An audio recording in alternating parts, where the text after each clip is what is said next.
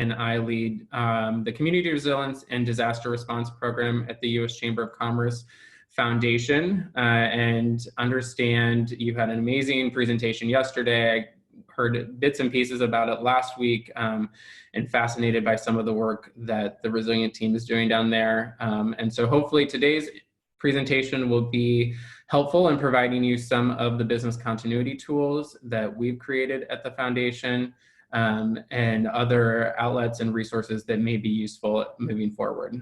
So next slide. So real quickly, just for today, this is what I'm going to touch on.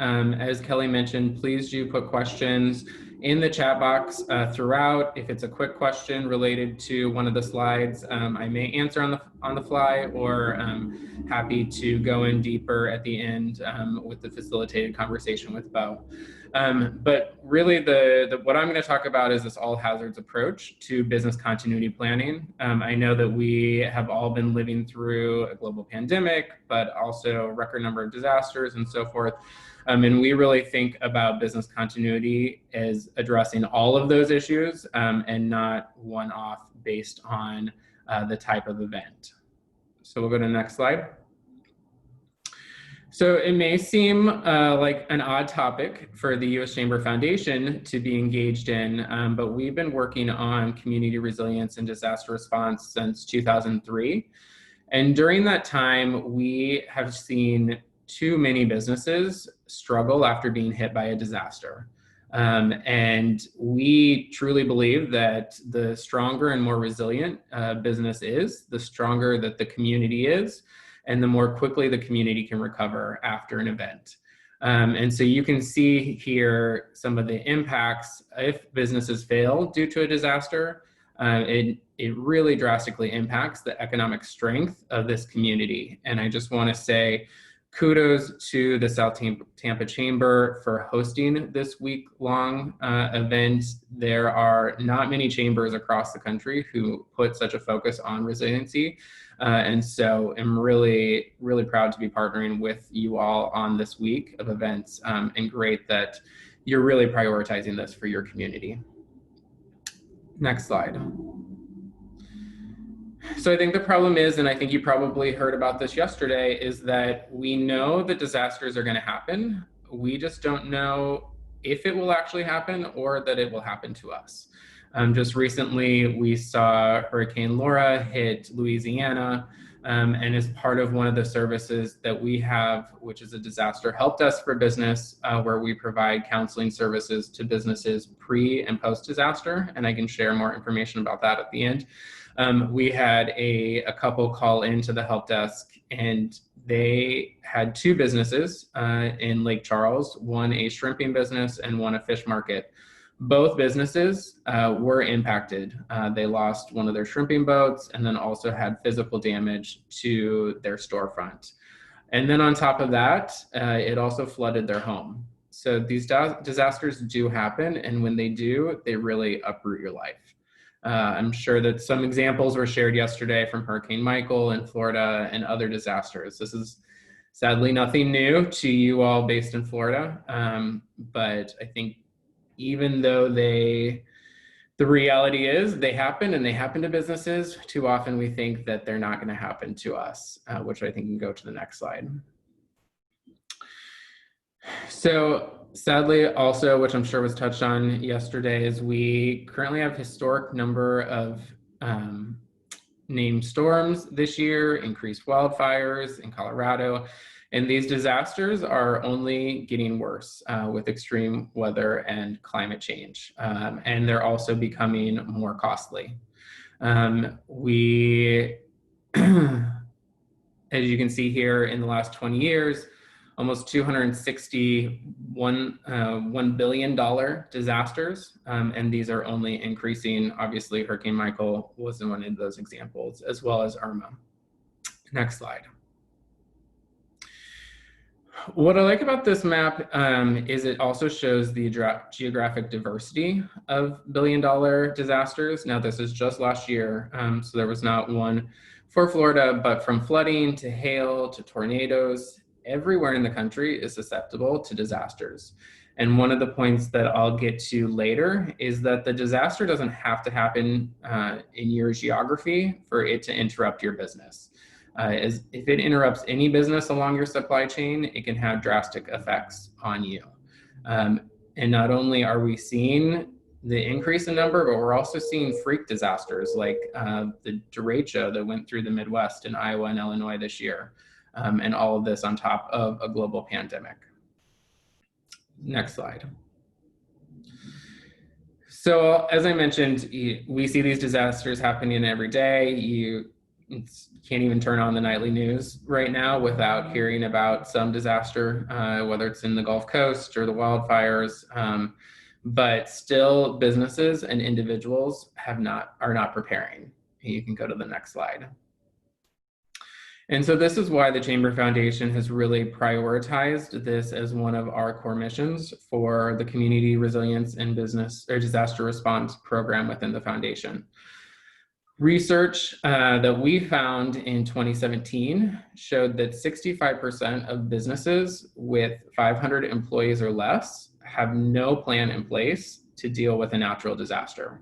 And from one of the earlier slides, you saw those businesses of 500 employees or less make up almost 80% of GDP for the United States.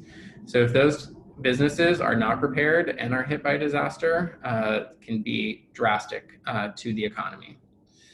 Additionally, from the research that we've done, 7.5% or fewer companies between 10 to 100 employees will not exist 2 years after a disaster. So these plans do really do impact. Throughout today, I do want to kind of hear from you all and see what you all are doing as far as business continuity planning. So there will be some questions that we're going to launch throughout and would love your feedback. So we're going to start with this one. It's a simple yes and no answer, but will help kind of guide me with how prepared you all are already to a disaster. So with that, I'll launch our first poll.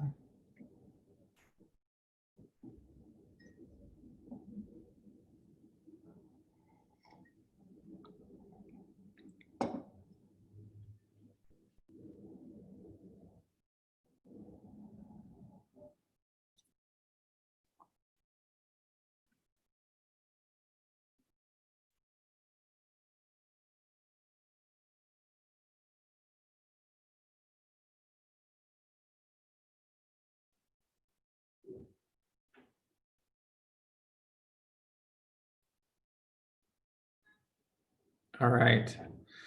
Not quite everyone responded, but I think this is great, sort of the inverse from what we saw from our research in 2017. But I imagine that many of you are joining today because you already have taken the steps and realized that resilience is important and business continuity is important to your plans. So this is actually great to see, and hopefully some of you who have already put your disaster plan in place, some of these tips will help hone in those plans, or if you're already an expert, can share some of your tips or share some of the lessons learned during the networking time at the end. So with that, we'll go to the next slide. So additionally, we mentioned the businesses not being prepared, but I don't think businesses fully assess the economic damage that their business could see due to a disaster. So these statistics are from the US Department of Labor, showing the average financial loss if a business is closed due to a disaster or other event. Obviously, this ranges in size and type of company, and this is just their daily revenue. It does not include the broader impacts like economic loss and the extended recovery time and so forth. Also, these statistics are pre-COVID-19, so I imagine that these numbers have probably changed or increased drastically due to our current environment. Next slide. So what should you do to prepare? And we can go to the next slide. This is the program that the foundation has created is called Resilience in a Box. And so in response to the number of businesses that we saw who were not prepared, we created this in partnership with the UPS Foundation To help businesses think about business continuity planning, we know that you all are have so much on your plate and so many priorities that often business continuity planning falls to the bottom and it's not top of mind. So really the goal of this tool is to make some of the steps and the tasks digestible, accessible, and hopefully relatively easy. And we can go to the next slide. So we worked with a number of different consultants and business continuity planners to put together this program. So it is based on best practices that we've seen in the field, and really designed to help newcomers think about continuity planning. So you don't have to be an expert in business continuity to know what we're talking about through this tool. And we also start at a very introductory level, which I'll get into in a moment, to help sort of lay the foundation and the groundwork to think about business continuity for your business, and then putting a plan in place. And really, as you see here, the three elements are around tools, trainings, and resources. So throughout the tool, there is a number of worksheets and different things to help you think about how to structure a plan to make sure your business is prepared. Next slide. So again, this is just one of the introductory levels. Next slide. So one of the introductory pieces that we have is a checklist, and this can be done at any time. We've even had businesses fill this out 48 hours ahead of a disaster if they see a hurricane on the horizon. And it really helps you think about what is foundational and what can you do quickly to make sure your business is prepared. So with that, I'd like to launch our second poll. Let me pull it up here.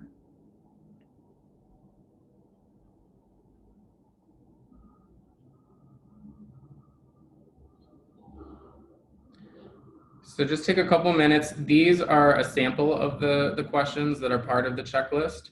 And you can hit more than one, I believe, Erica. So check one or all that apply to your business.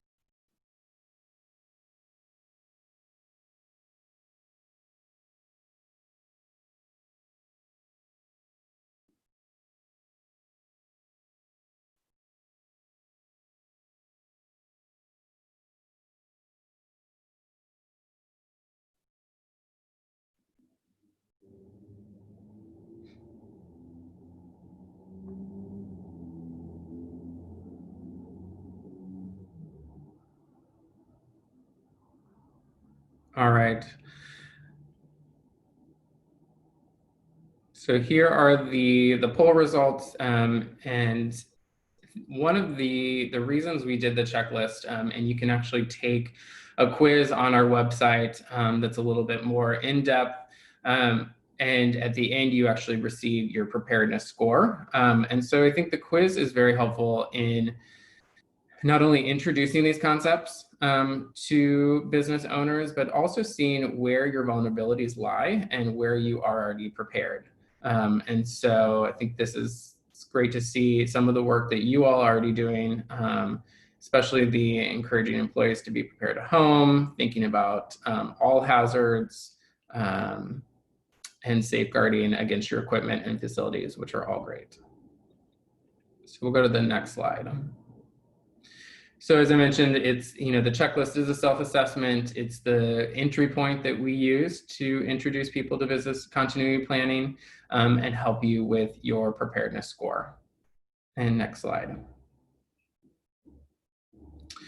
The additional tool that we have as part of the introductory is our top 20 business preparedness tips.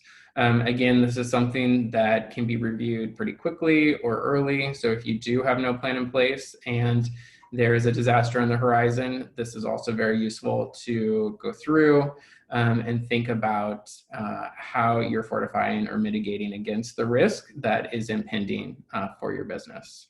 So next slide. Again, these are easy steps that can be taken before a disaster, during a disaster, or after an event. Next slide.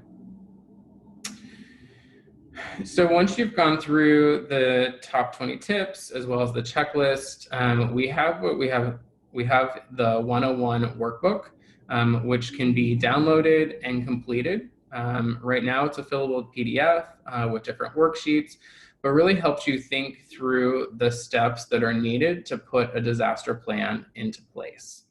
We definitely recommend completing it as a team, as different people within your organization, the preview of different operations. And not only thinking about the team from different departments, but also potentially different levels within your business, as different employees will have different preview into the company. So real simple question next is whether you or not you have created a team. Yes or no question. Give you just a couple seconds to respond.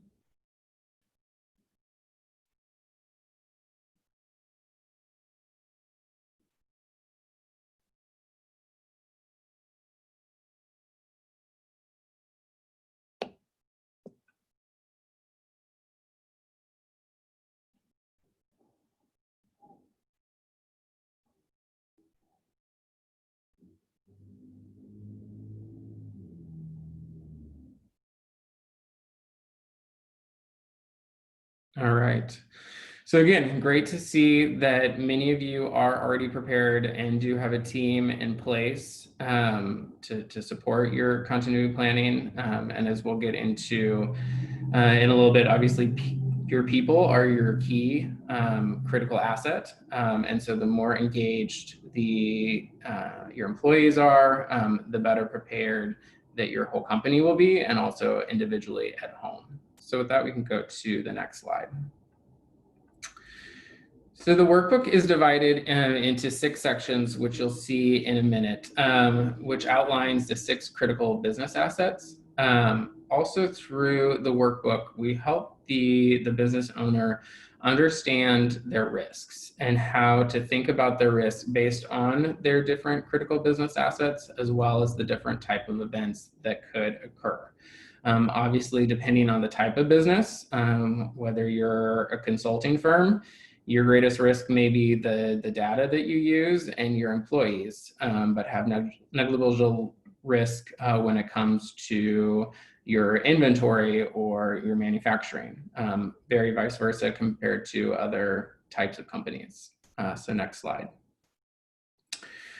And then these are the 6 critical business assets, which we've mapped out the toolkit. And we'll dive deeper into each of these, but as you can see, it's based on your operations, inventory, equipment, buildings, people, and data. And then if you go to the next slide, this is an actual example of one of the worksheets. And so thinking about mapping the different hazards based on the 6 core business assets, and then the type of risk that you might see. And so again, it really looks at all hazards and what is going to be most critical to not only your operations, your geographic location, and the types of disasters you see, but then also the type of business that you have. This is somewhat still basic, but again, this is meant for newcomers coming into business continuity planning, but does hopefully help bring you along the steps to put a disaster plan in place. There are obviously consulting firms and a number of organizations out there who you can contract out to build an in-depth business continuity plan for you. But in the interim, the 101 workbook can really help you start to center resiliency into your daily operations, and is also a free resource, especially if you don't have the financial resources to make this external. Next slide. So now would like to drill down into those 6 critical assets that I showed a minute ago. And so first want to look at really starting with people, because they are your most critical asset. So very easy place to start. If you don't already have an emergency contact list for your employees, this is crucial and definitely a good place to start. Not only do you need to know how to get a hold of them when they're at the office, but also when they're at home or evacuated. Make sure to have a mobile number and an emergency contact. It took several weeks, but after Hurricane Maria in Puerto Rico, one of the pharmaceutical companies that we worked with had contacted every single one of their 3,000 employees on the island. So it is critical that you are able to get a hold of your employees as needed. When we talk about the key contact list, this is a combination of both internal and external people with whom you really need to keep in contact, potentially on a daily basis, could be weekly, but most definitely someone that needs to be contacted after an emergency. These are contacts that without them, your business could suffer, and they could include customers, suppliers, or your employees. But being able to communicate with them rapidly is definitely going to help your continuity of operations. You probably already have most of the contact information for your customers and vendors and suppliers, but do you have it all in one central location so that you can communicate them with if your business is temporarily closed and your services are going to be delayed? So with all of these lists and data, you want to make sure not only do you have them in one place, but you also have them backed up in more than one location so that you can access them from any time and from any place at any time. Additionally, one of the things that we mentioned earlier is this single point of failure. And so with your vendors, if one of your vendors does go out, are you only relying on that vendor, and is that going to interrupt your services, or do you have backup vendors or suppliers in place should that occur, and do you have that information as part of your contact list? Additionally, if you are a business who does accept visitors on site and an event occurs while their people are in the building, it is good to have a record of everyone who might have been impacted. And then finally, we have key partners on here. This goes beyond just the key contact list, but really those partners are any organization that you might work with after an event. So it could include the South Tampa Chamber, elected officials, or nonprofits who are providing support on the ground. We see often emergency responders are prioritizing people, healthcare, and other organizations, and often business is last when it comes to the emergency response. So you do really need to rely on those other partners and key people to reach out to after disaster. Let's go to the next slide. So it sounds like many of you have already created some type of an emergency action plan, which is fantastic. If this slide here is an example of some of the resources that is provided within this chapter of Resilience in a Box in the workbook, but really thinking about creating an emergency action plan, these are some of the steps that you would take. They're very simple step-by-step instructions that everyone can easily follow. And this will help lead towards your overall emergency action plan. Next slide.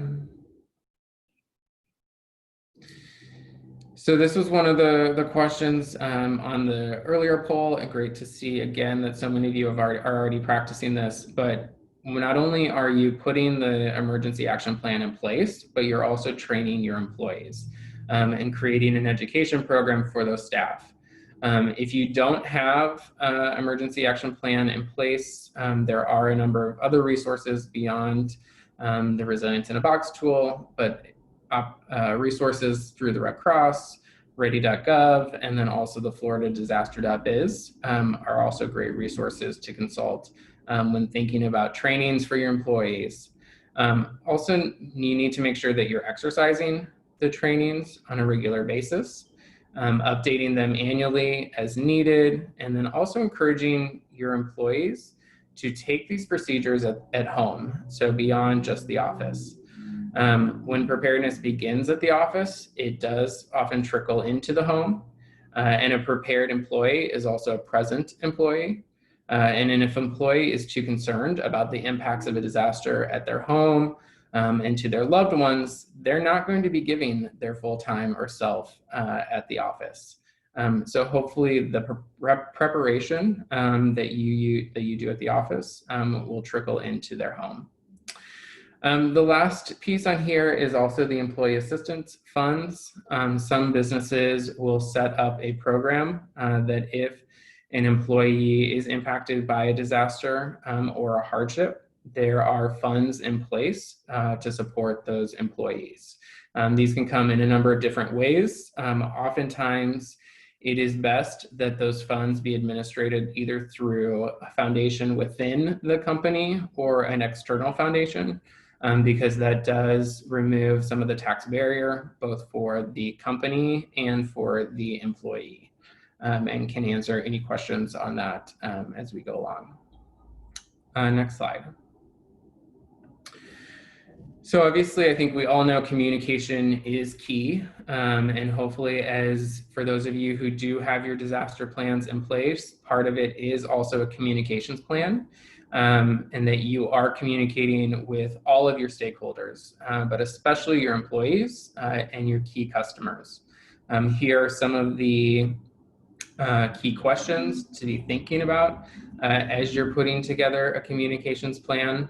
And this again is one of the worksheets within the workbook, but really shows the level of communications that you have after a disaster definitely depends on the preparation that you put in advance. With that, let's go to the next slide. And before we go that, gonna ask two more quick questions here. I think they're just yes or no questions. So here's the first question.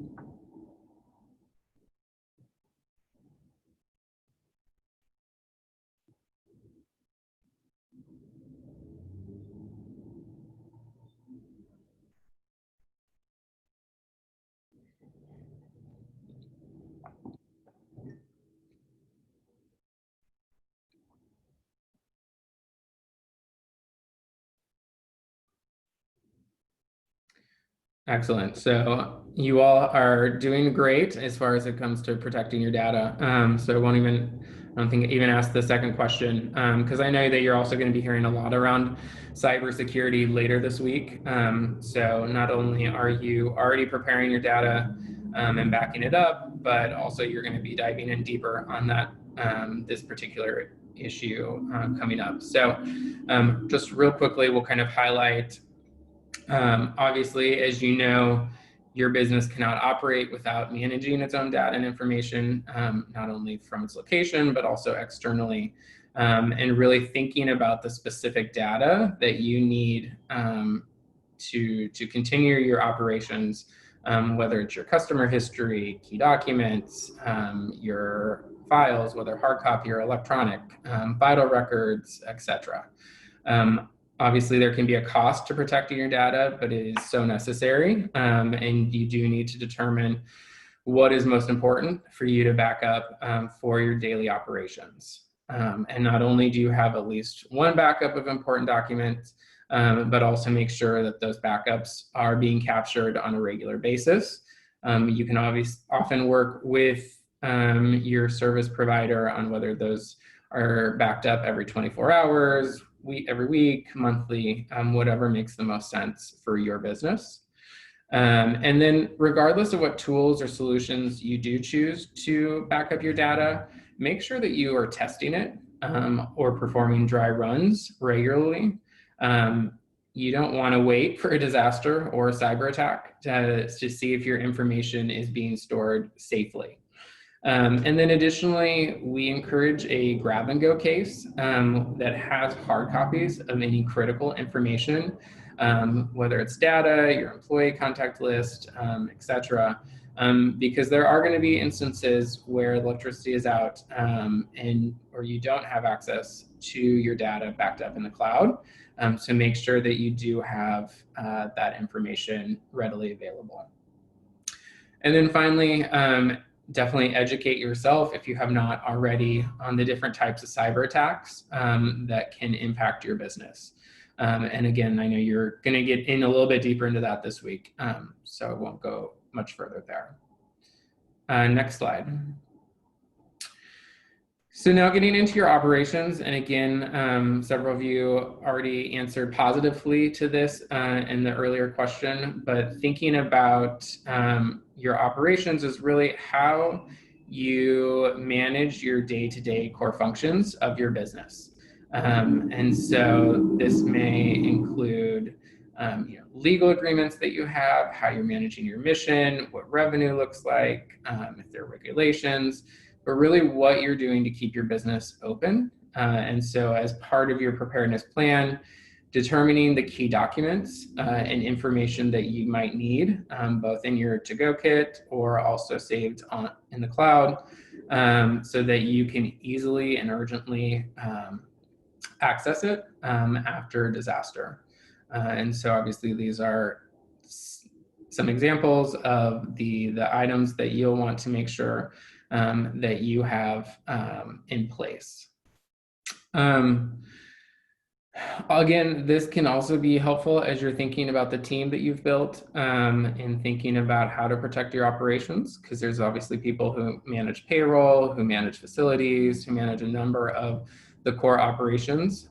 So if you have not built that team or looking to add to that team, think about who has a specific purview into some of these issues that you should think about including on the team. And then obviously part of protecting your operations also includes financial planning. And will you still be able to complete payroll, pay outstanding invoices should a disaster hit? What is your operating capital post-event? And then do you have the accurate insurance? Remember that not all insurances cover all disasters, and none really cover flood damages, which is often a misconception by a lot of businesses and homeowners. And so making sure you're covered correctly, which we can go to the next slide. So this slide, again, provides some of the resources that's found within the workbook with just helpful tips to think about to make sure that you are covered correctly as you're assessing and analyzing what your insurance coverage is. Again, the insurance is going to be very dependent on your type of business and the uniqueness of your operations. So these are really just questions to help you think about questions that you want to inquire with your insurance provider. And then also after disaster, making sure you're doing the correct documentation and getting everything in order should you need to file a claim. Next slide. So the next critical asset that we're going to dive into is the inventory. And so obviously inventory is very different depending on the type of business that you have, but hopefully you're tracking and effectively managing the inventory that you have within your business. Sometimes this can just be tracked on paper, otherwise online, but consider where you're storing that information and when it was last updated, so that if you do need to replace any inventory after disaster, you have the most accurate count. You're knowing what's in stock, where it's located, and what it's worth will also help your business maintain those assets should you need to reorder or replace.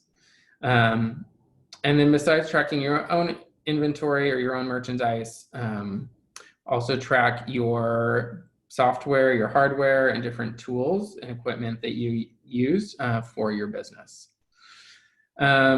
And then thinking about prioritizing your inventory and supplies also will help you kind of think about what recovery looks like in the long run.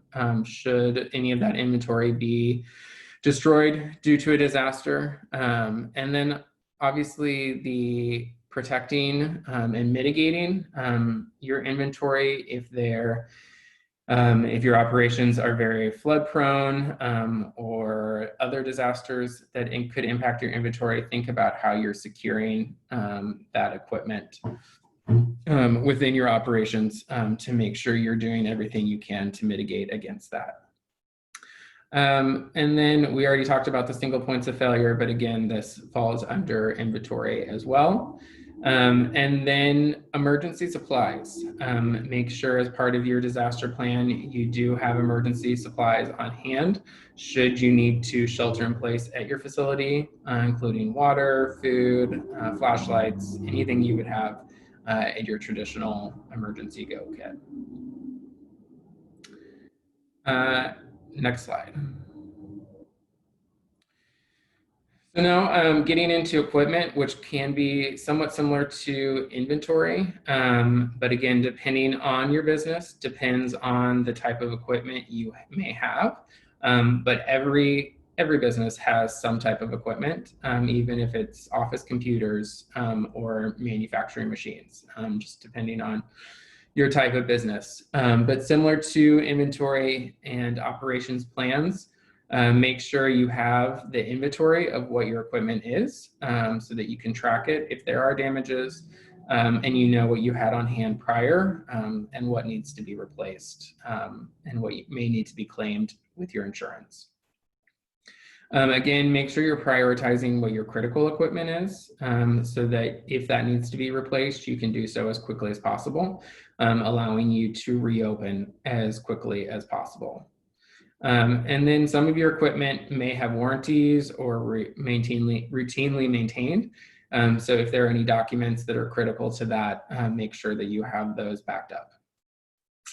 And then finally, the secure critical equipment, especially if you are prone to earthquakes, which you probably are okay on, but wind damage or other extreme events that could cause even computers to fly around or other inventory to fly around.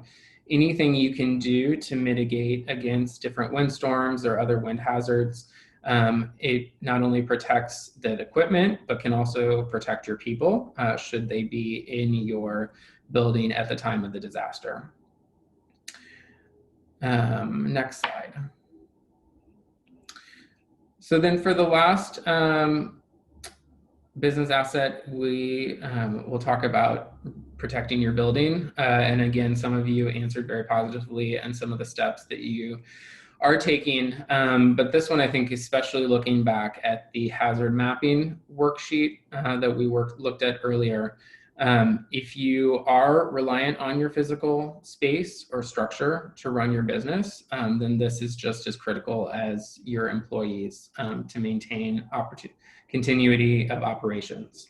So consider if you did lose your building, how you would run your business and still serve your customers.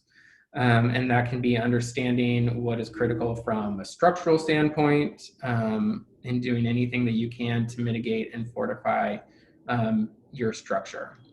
Thinking about where your machinery is or the utilities within your building and any architectural elements that could become hazards from your windows to roofing and etc.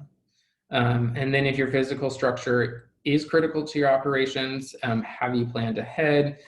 Should you need to find an alternative space where you can move those critical pieces of your operations should there be an emergency?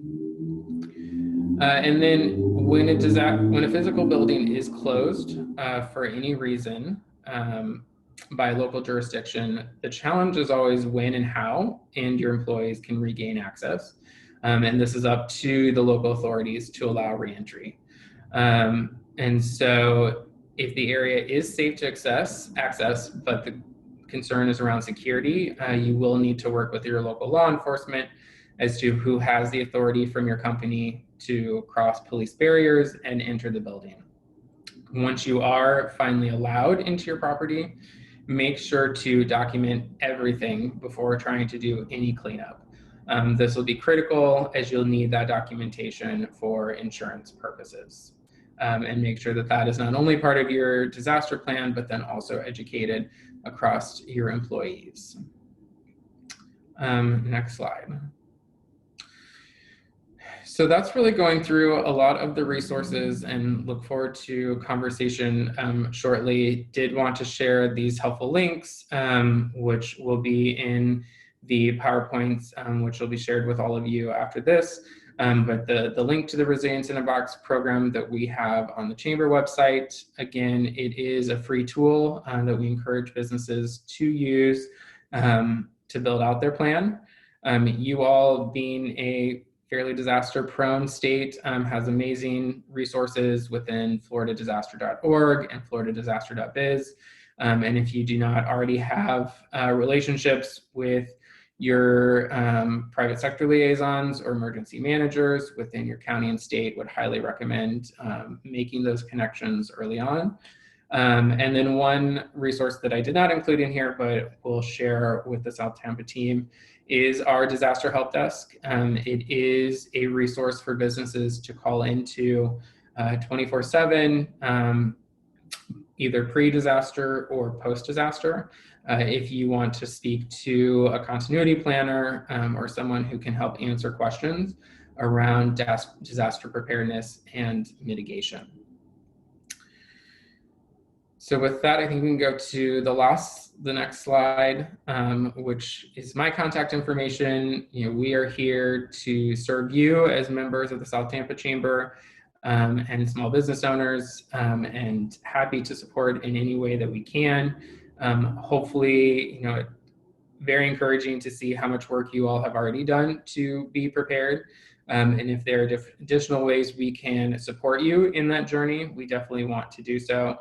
I think you all understand the risks that you have there in Florida, as well as the economic risks. And hopefully, if anything, not only are you preparing your businesses, but in preparing your employees as well, to really create that ripple effect of preparedness and resiliency across the community. So with that, Bo, I'm happy to start taking any questions or move into dialogue. Well, Brooks, this was incredible information. And I think even for the businesses that already have a plan in place, having this checklist to kind of be your checks and balances and double check and triple check and recheck is so helpful.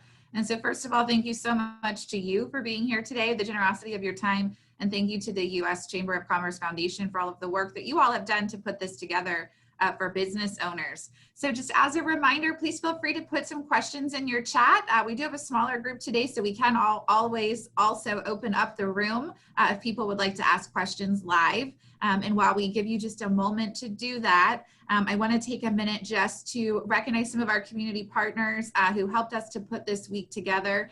Thank you to yesterday, our speaker, the Tampa Bay Regional Planning Council, today, the U.S. Chamber of Commerce.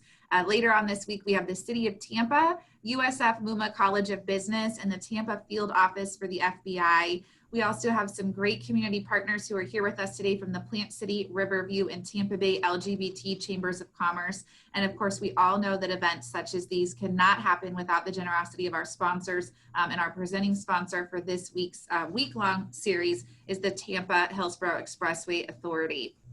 And so I think there's a few people, I can see there's little things moving around that people are typing. But while we wait for some attendees to share some questions, Bo, I want to give you credit because the idea behind this series really came from some work that you're doing in your education, as well as some work that you're doing out in the community. And so, Bo, do you want to share with Brooks a little bit about how this program came to be, as we're hoping that this might be something that can be replicated with other chambers throughout our state?